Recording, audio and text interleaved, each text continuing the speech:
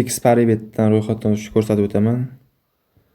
Ro'yxatdan o'tishga kiramiz. Bu yerdan bir bosishda o'tamiz yoki telefon orqali. Ikkalasi juda ham oson. Men bir bosishda o'taman.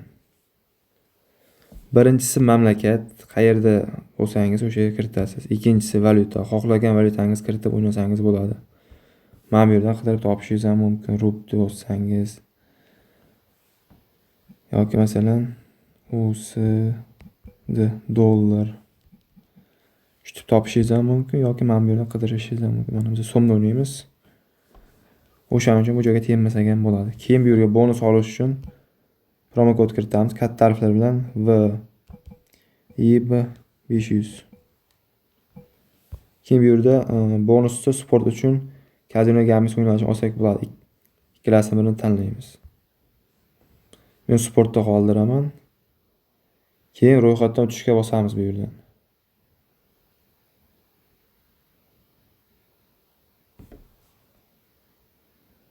Xo'sh, mana bu doirani chekib qo'yib mana bizlarda sirada akkaunt ochildi. Bu yerdan screenshot qilib olib qo'yamiz. Esdan chiqib ketmasligi uchun va keyingi tugmasini bosamiz. Sirada akkauntimizga olib o'tadi. Bu yerdan pastda menu degan joy turibdi mana. O'shanga bosamiz. Bu yerda mana shaxsiy ma'lumotlar bossak, mana bu yerdan telefon raqam ulab qo'yishni maslahat beraman. Akkauntingiz yanada ishonchli bo'ladi. Bu yerga nomer kiritib faollashtira bossangiz, telefoningizga kod keladi, o'sha kodni tasdiqlasangiz ulanadi bu yerga. Nomer olib bo'lgandan keyin bu yerdan shaxsiy ma'lumotlar degan joy turibdi mana. Ma'lumotlarni to'ldiring. Mana qalamchaga bosamiz. Bu yerda pasport ma'lumotlarimizni kiritib chiqishimiz kerak.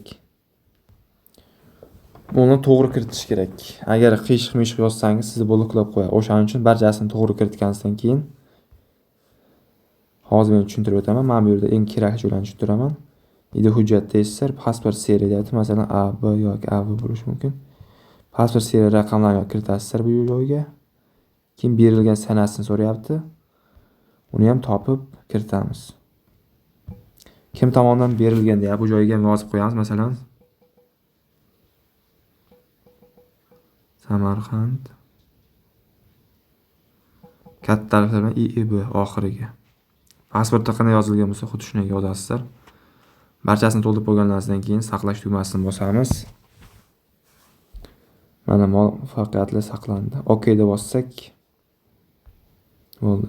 Agar bir ikkita qolib ketgan bo'lsa, ularni ham to'ldirib saqlashni bossangizlar, shu bilan qalamcha yo'qoladi. Keyin burchakda nastroykaga o'tamiz. Mana bu yerda hisob to'ldirish, pul chiqarish, bemalol hisob to'ldirib pul chiqarishingiz mumkin. Hisob to'ldirishda mana Humo Uzcard bo'limlari mavjud bu yerda. Qaysi usul qulay bo'lsa, o'sha orqali to'ldirishingiz mumkin. Pul chiqarish ham xuddi shunday. Qaysi orqali to'ldirgan bo'lsangiz, xuddi shu orqali pul chiqarib olasiz.